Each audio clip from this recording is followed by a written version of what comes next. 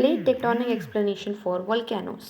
पिछली वीडियो में हमने प्लेट टेक्टोनिक एक्सप्लेनेशन पढ़ा था अर्थक्वेक के लिए, तो आज हम कवर करेंगे वोल्केनोस के अकरेंस का क्या कारण है। तो देखिए, वोल्केनोस भी आपके कहाँ कहाँ पर अकर होते हैं, डाइवर्जेंट प्लेट बाउंड्रीज पे भी अकर होते हैं और कन्वर्जेंट प्लेट बाउंड्रीज पे भी होते हैं। ठीक है, डाइवर्जेंट प्लेट बाउंड्रीज पे तो मैंने आपको प्लेट टेक्टोनिक थ्योरी में ऑलरेडी एक्सप्लेन कर रखा था कि वहाँ पर आपकी जब दो प्लेट्स अपोजिट डायरेक्शन में मूव करती हैं तो बीच में मिड ओशनिक रिज क्रिएट होती है, जिसकी वजह से वहाँ पर मिड ओशनिक रिज की वजह से क्या होता है, वोल्केनोज जो होते हैं वो अंडरलाइंग वोल्केनोज जब इरप्ट करते हैं माग्मा, तो वो मिड ओशनिक रिज से ऊपर की तरफ जाके न्यू क्रस्ट क्रिएट करते हैं, राइट। और यहाँ पर कन्वर्जेंट प्लेट बाउंड्री पे कोई भी मुश्किल नहीं होती या फिर कोई भी रेजिस्टेंस फोर्स लगता ही नहीं है। माग्मा जो है वो आसानी से ऊपर की तरफ उठ जाता है और उठने के बाद क्या करता है, न्यू क्रस्ट फॉर्म कर लेता है। इस इजी स्टेप। तो पहला पॉइंट आपको यही बोल रहा है कि there are divergent plate boundaries and the convergent plate boundaries. At the divergent plate boundaries, where the two plates move away from each other, these are mid-oceanic ridge. यही मैंने आपको एक्सप्लेन किया। अब आपके जो सोर्स होता है, अब कन्वर्जेंट प्लेट बाउंड्री पे क्या होता है, कन्वर्जेंट प्लेट बाउंड्री पे माग्मा का जो सोर्स है वो बहुत नीचे तक होता है। ठीक है, डाइवर्जेंट प्लेट बाउंड्री पे तो प्लेट्स के जस्ट नीचे या थोड़ी सी गहराई में हो सकता है, लेकिन कन्वर्जेंट प्लेट बाउंड्री पे उस गहराई पे होता है जहाँ पर सबडक्टिंग प्लेट जो है मेल्ट अप हुई हो, तो उस पॉइंट पे होता है आपका क्या, माग्मा, वो वोल्केनो।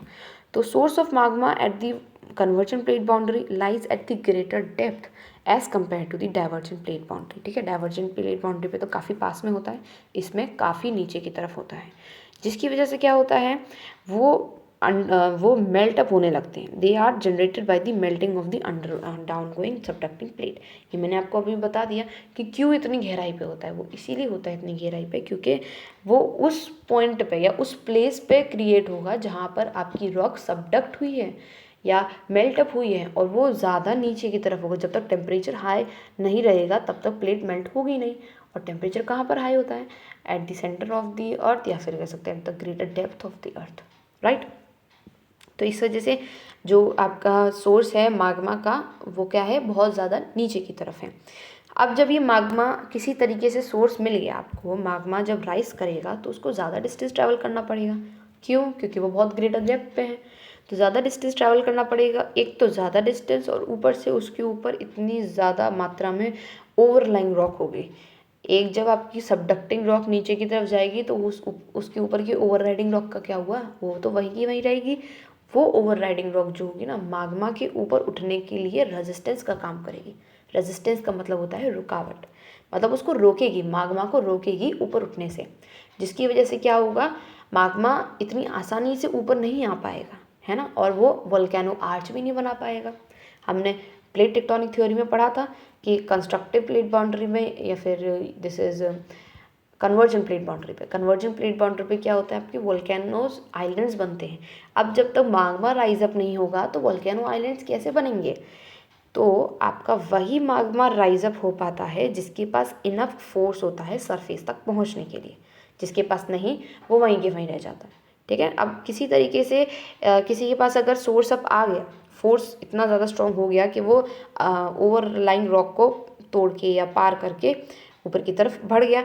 इसीलिए जो आपकी वोल्केनोज होते हैं ओशंस के बीच में या फिर वोल्केनो आइलैंड्स के बीच में, वो एक्टिव स्टेट में क्यों होते हैं, क्योंकि आपकी जो एक्टिव स्टेट में होने का कारण मेनली ये है कि अगर माग्मा नीचे से ऊपर आएगा और उसको कोई रोके रखेगा, जब सडनली वो फोर्स रिड्यूस हो जाएगा या हट जाएगा ना, तो वो फुल स्ट्रेंथ के साथ या फुल फोर्स के साथ ऊपर की तरफ आएगा।